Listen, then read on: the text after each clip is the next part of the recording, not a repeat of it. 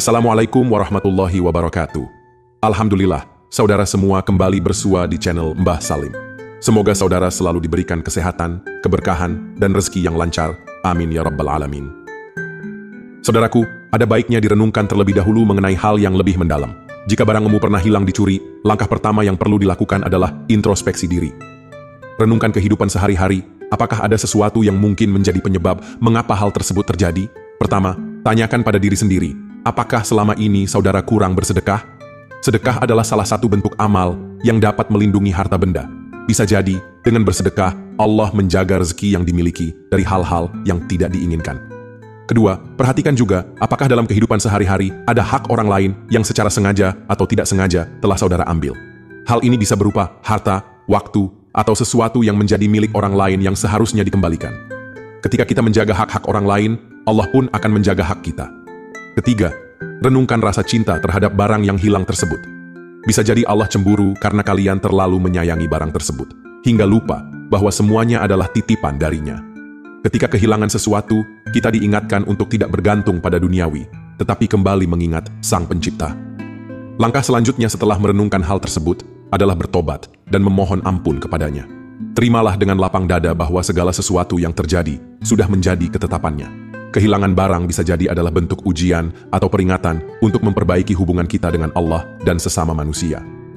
Nah saudaraku, setelah mempersiapkan diri dengan introspeksi dan berdoa, langkah selanjutnya adalah melakukan ritual untuk memberikan pelajaran kepada pencuri, agar ia merasa jera dan menyadari kesalahannya. Ritual ini bertujuan bukan untuk mencelakai, melainkan agar hati si pencuri tergerak untuk bertobat dan tidak mengulangi perbuatannya. Maka untuk itu, siapkan satu buah jeruk nipis dengan bentuk lonjong. Jeruk ini akan menjadi simbol atau media perantara dalam ritual. Pastikan jeruk tersebut dalam kondisi baik, tidak busuk, dan cukup keras. Jeruk lonjong ini dipilih karena bentuknya menyerupai tubuh manusia secara simbolis. Genggam jeruk nipis tersebut dengan tangan kiri. Pejamkan mata agar pikiran lebih fokus. Dalam kondisi ini, bayangkan dengan jelas seolah-olah sedang menggenggam tubuh si pencuri. Visualisasi ini penting untuk menguatkan niat dan menyelaraskan energi gaib.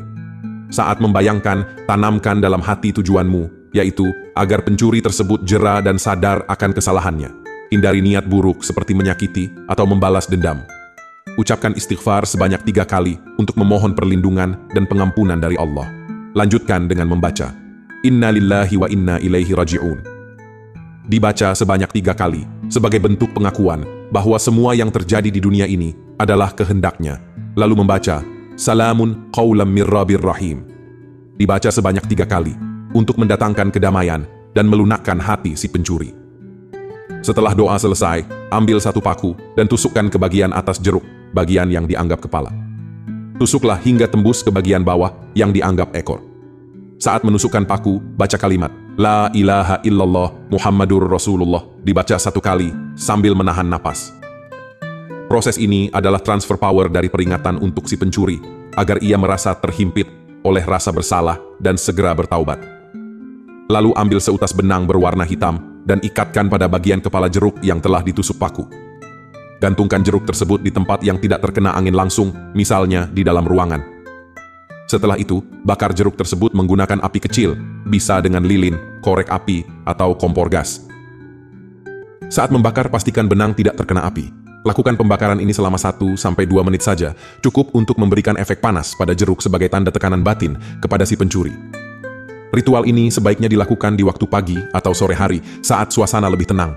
Lakukan secara konsisten selama 5 hari berturut-turut. Konsistensi ini penting agar energi niatmu tersalurkan dengan kuat, sehingga doa dan harapan yang ditanamkan dapat terwujud. Setelah menjalankan ritual selama 5 hari berturut-turut, langkah terakhir yang harus dilakukan adalah menguburkan jeruk tersebut. Jeruk yang telah digunakan sebagai media ritual perlu ditanam ke dalam tanah sebagai tanda mengunci niat dan doa yang telah dipanjatkan sebelumnya.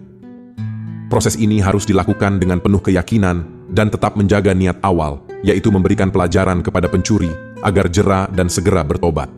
Jeruk tersebut dapat dikubur di halaman belakang rumah, di pot tanaman, atau di tempat yang sesuai, asalkan tertanam cukup dalam sehingga tidak mudah tergali. Proses ini bukan sekadar simbol, tetapi juga langkah akhir untuk menyempurnakan energi yang telah disalurkan melalui ritual sebelumnya. Setelah jeruk dikubur, doa dan niat yang telah diucapkan akan mulai bekerja. Dengan izin Allah, pencuri akan merasakan akibat dari perbuatannya. Efeknya bisa bermacam-macam, sesuai dengan niat yang telah disampaikan pada awal ritual. Ada yang mengalami demam tinggi, yang sulit sembuh, sakit kepala yang terus-menerus, atau bahkan kesulitan buang hajat. Semua ini adalah bentuk peringatan yang akan menggugah kesadaran pencuri untuk segera bertobat. Namun, perlu dipahami bahwa efek ini bukan bertujuan untuk mencelakai, melainkan sebagai teguran agar ia menyadari kesalahannya. Doa yang dipanjatkan selama proses ritual mengandung pesan ghaib yang kuat, sehingga hanya dengan bertobat dan tidak mengulangi perbuatannya, pencuri dapat terbebas dari penderitaan tersebut. Langkah ini adalah pelajaran moral yang mengingatkan siapapun bahwa perbuatan mencuri tidak hanya membawa kerugian kepada orang lain, tetapi juga berpotensi mendatangkan balasan yang berat bagi pelakunya. Setiap tindakan memiliki konsekuensinya, baik di dunia maupun di akhirat. Pencuri yang terkena efek dari amalan ini dapat mengalami berbagai penderitaan seperti demam tinggi, sakit kepala, bahkan kesulitan buang hajat. Penderitaan ini akan terus dirasakan hingga ia bertobat dan mengakui kesalahannya. Menciptakan perlindungan ghaib pada rumah dan barang-barang yang dimiliki, sehingga pencuri yang berniat masuk akan merasa takut atau kesulitan untuk melanjutkan aksinya. Setelah ritual selesai, serahkan semua hasilnya kepada Allah. Yakinlah bahwa Allah Maha Kuasa untuk memberikan balasan yang terbaik kepada si pencuri, baik dalam bentuk peringatan, kesadaran, maupun ujian. Keikhlasan adalah kunci utama agar doamu dikabulkan. Ingat, segala sesuatu yang terjadi di dunia ini adalah atas kehendaknya. Maka, setelah menjalankan amalan ini, serahkan semuanya kepadanya dengan penuh keikhlasan. Jangan lupa untuk terus menjaga diri, rumah, dan keluarga dengan mengamalkan doa dan kebaikan dalam kehidupan sehari-hari. Sampai di sini ijazahan kali ini. Wassalamualaikum warahmatullahi wabarakatuh.